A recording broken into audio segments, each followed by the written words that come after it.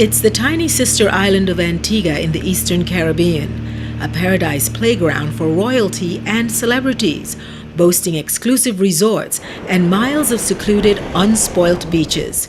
It's home to the largest frigatebird sanctuary in the Western Hemisphere. The Codrington Lagoon could become a UNESCO World Heritage Site. But for the 1,500 people who live here, the future is uncertain. According to the German Watch Global Climate Risk Index, Barbuda is one of the most vulnerable places on the planet.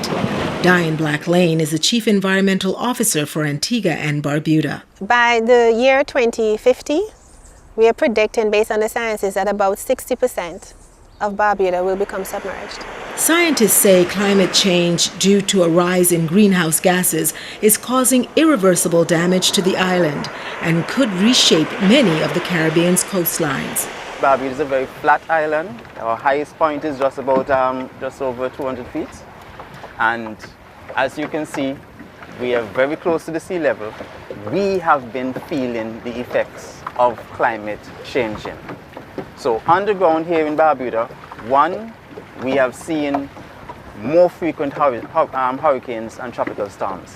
In fact, right now it's something that has become a part of our lives. John Mussington, a marine biologist and a resident of Barbuda, is taking us across the Codrington Lagoon to a sandbar, which acts as a natural barrier between the lagoon and the sea.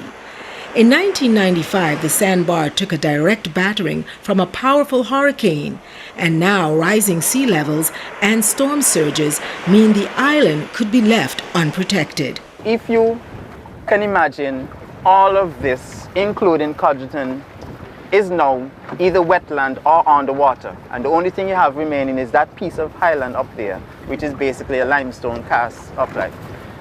In terms of our infrastructure, in terms of agriculture, in terms of housing, and all those things which go together to make an economy and a community, we're going to be severely challenged because we're not going to have them. It has started. This was once a road. It is completely submerged. And today, the sandbar is again being threatened by huge waves. At one time, trees used to cover this whole sandbar. U.S. aid stepped in with funding in an attempt to replant trees on the sandbar. But if climate change predictions are correct, sea levels will rise to 200 feet, the same height as Barbuda. Climate change is already crippling one of the island's most important exports. Lobster fishing on the island is in crisis, and the livelihood of local fishermen is under threat. Just 5 years ago, fishermen were bringing in 145,000 pounds of lobster for export. On this day, the fish pots are completely empty. And it doesn't matter how far out to sea they go, the results are the same. The global economic downturn is causing Barbuda to undermine its own efforts to combat climate change by mining sand for export. Sand mining generates millions of dollars, but leaves low-lying areas at risk of flooding. Then there's the challenge of tourism development. Hotels and resorts will be mandated to build away from the coastline, and that may be less attractive to investors. Diane Black-Lane says the country needs a national policy, and 2013 will be that year. Politicians need to have a good scientific basis from which you're going to make decisions. I can honestly say that we're there. And we're there from the perspective that the World Bank has issued a report, United Nations Environment Programme. We have the Stern report issued from the UK, which talks about the economic impacts. And so pretty much we're all finally on the same page. The United Nations says that by 2015, developing countries will need $86 billion a year to adapt to climate change. Where will it come from will be the next global debate, and could determine the future of small island developing states like Antigua, and especially Barbuda.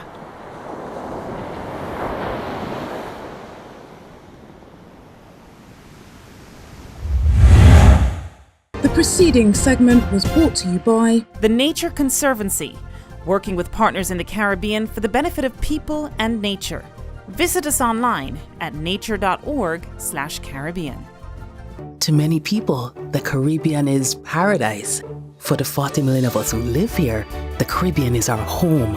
Our way of life, our economy, our society, and our tourism industry depend heavily on our marine environment. Since 1975, the Nature Conservancy has worked with partners in the Caribbean to protect the land and sea for the benefit of people and paradise. Join us at nature.org/Caribbean. Grace Coconut Water presents Quality Time with the world's fastest woman. My life is fast. Even when I'm not on the track, I'm busy running around. I always take the time to refresh. Life is fast. Hydrate well with Grace Coconut Water. Finally, a way to help control your diabetes. Introducing Caribbean Dreams Cinnamon Mint Diabetic Tea. Caribbean Dreams Cinnamon Mint Diabetic Tea is all natural and sweetened with Stevia Leaves, a plant sweetener that's safe for diabetics. Cinnamon increases the body's ability to regulate blood sugar. Peppermint is high in antioxidants and soothes the stomach. Take control of your diabetes with Caribbean Dreams Cinnamon Mint Diabetic Tea. 'Twas a night when all was still, that pastry passions experienced a thrill. It could have been the beautiful cakes that made this special little doll awake. A night to indulge in freshly baked products and desserts was enough to make this doll smirk. Now I see why even she couldn't resist taking a bite from the goodies on the Pastry Passions list. Pastry Passions is everybody's passion. So this is where we bring 18 Degrees North to a close for this week. Join us online, look us up on Twitter, on Facebook, send us your thoughts and your story ideas. We're there to keep you connected to the Caribbean. From all of us here at 18 Degrees North, thanks for watching. I'm Zara Burton. See you next time.